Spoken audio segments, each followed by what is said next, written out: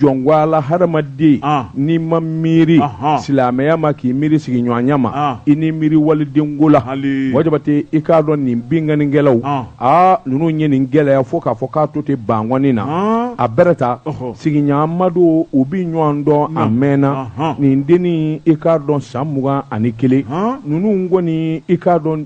u sina ka bɛnbɛn bɛɛ de kɛ min kɔni ye bingali ye ka taa kɛ waliden la wajabate hali su ma taa yɔrɔ jango ye kurantigɛba in dibiba min bɛ senna wajabate i k'a dɔn k'a sababu k'o ye maa caman b'a la olu bi dɔ joona wajabate nin kɛra février kalo i k'a dɔn san 2004 i k'a dɔn 23h waati minuit kuma se kamalen fila a n'a kɛ u bɛnnen don ko la wajabate i k'a dɔn u ye denni jateminɛ a bi taama na muluku mulaka dibifin na wajabate i k'a dɔn pawu ka sin ka nin u pan k'u jɔ a ɲɛ ten u pan k'u jɔ a ɲɛ wajabate i k'a dɔn u sina ka muru ni marifa bɔ i k'a dɔn k'o da disi la sɛbɛnnikɛla ko i b'a dɔn ko bɛnkan de bɛ ninnu ni ɲɔgɔn cɛ kamalen kelen bɛ yen denni yɛrɛ b'o dɔn f'u kumana o t'a de ko Isu Sise denmisɛnninw ka fɔlikɛla min bɛ yen n'u k'a ma ko DJ don bɛɛ b'a dɔn sigida la bangɔni na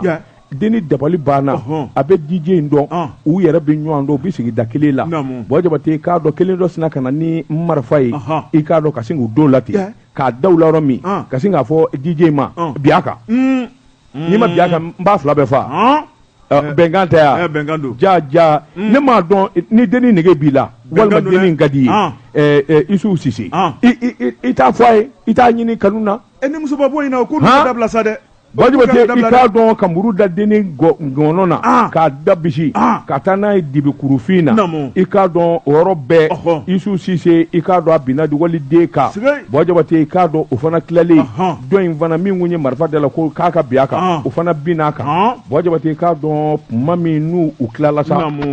wajibate u ye denni kɔni menacé n'an ye nin kuma in min da an ni i tɔ lase denni yɛrɛ bɛ san 21 na denni kamana ganna a t'a dɔn a bɛ nin fɔ somaw ye cogo a labanna a mamuso de bɛ so kɔnɔ sa a taara kuma in lakalo ye o ko nin tɛ se ka to tan o yɔrɔ bɛɛ o fana ye sɔmɔw wele wajabate i k'a dɔn yɔrɔ bɛɛ u taara i k'a dɔn kan 1 na ni ka taa plainte déposer u nana ŋanakɔrɔ 2 minɛ ten ŋami wajabate ne jamana in sera bolo ta k'a lajɛ article 226 code pénal wajabate Mali kɔnɔ yan bingali jango muso kan wajabate k'a dɔn sariya kelen bɛ k'a sɛbɛkɔrɔ ko cogo min Ala de b'a dɔn sɛbɛnnikɛla ko i k'a dɔn minɛna ni ka taa n'u ye kiiritigɛlaw ɲɛfɛ kiiritigɛlaw ko k'u ka taa kaso kɛ fɔlɔ u hakili ka sigi ni u ye waati jan kɛ kaso la u ka kiiri bɛna kɛ wajabate sɛbɛnnikɛla ko an bɛ don min na ko bi nin ko in kɔni nin ye gɛlɛyaba ye sabula a bɛ ne ka sigi yɛrɛ gɛlɛya mɔgɔw ni ɲɔgɔn cɛ sabula bangɔni denmisɛnw olu kɔni farala ɲɔgɔn kan sa wajabate i k'a dɔn ni ɲɔgɔn na kɛwale i jango a kɛra bangɔni fan min fɛ u ti gɛnna a ti kɛ tuguni wajabate Isu kɔni Sise bɛɛ b'a dɔn DJ de don wajabate i k'a dɔn ale yɛrɛ de ka kɛwale cɛjugu ye nin ye a n'a terikɛ